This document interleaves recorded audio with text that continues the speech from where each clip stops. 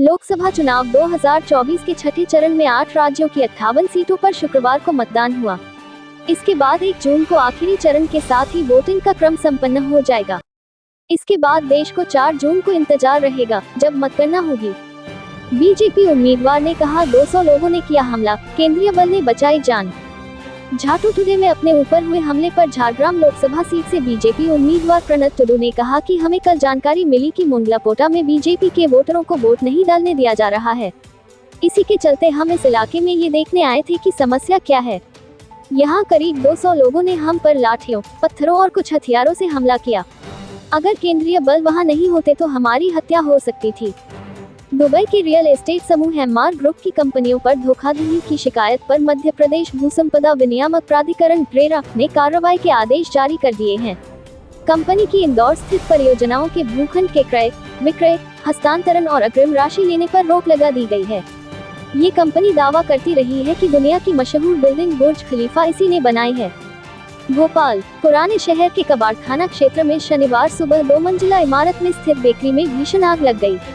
आग लगने से क्षेत्र में दहशत का माहौल बन गया तो वहीं घटना का पता चलते ही मौके पर पहुंची 15 दमकलों ने लगभग 5 घंटे की मशक्कत के बाद आग को बुझाने में सफलता हासिल की।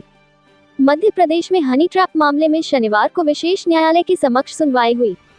न्यायालय ने पिछली सुनवाई पर मामले के सभी आरोपितों को व्यक्तिगत रूप से उपस्थित होने के आदेश दिए थे। शनिवार को आरोपित 4 आरोपित उपस्थित हुए, जबकि आरोपित आरती दयाल, ओम प्रकाश और अभिषेक की तरफ से हाजिरी माफी आवेदन प्रस्तुत हुए। न्यायालय ने आवेदन स्वीकार कर लिए। आरोपित श्वेता स्वप्निल जैन न तो व्यक्तिगत रूप से उपस्थित हुई, न उनकी ओर से कोई आवेदन प्रस्तुत हुआ।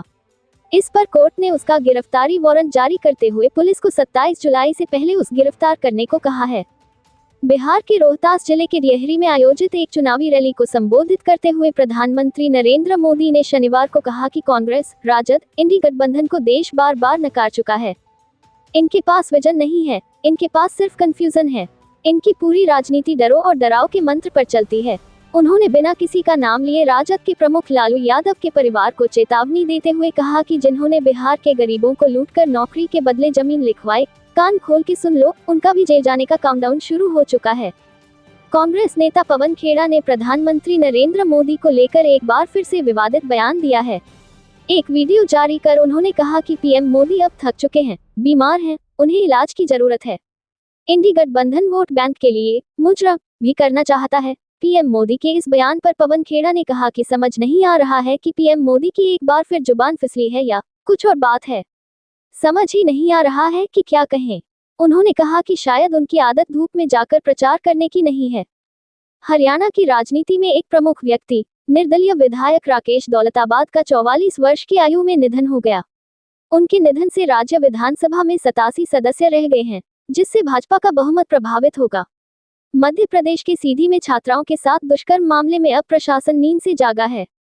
सीएम मोहन यादव ने जांच के निर्देश दिए हैं। अनुसूचित जनजाति की छात्राओं के साथ हुई घटना की 9 सदस्यों की कमेटी करेगी। 7 दिन में ये जांच रिपोर्ट सौंपेगी और सभी आरोपियों पर पॉक्सो एक्ट के तहत कार्रवाई की जाएगी।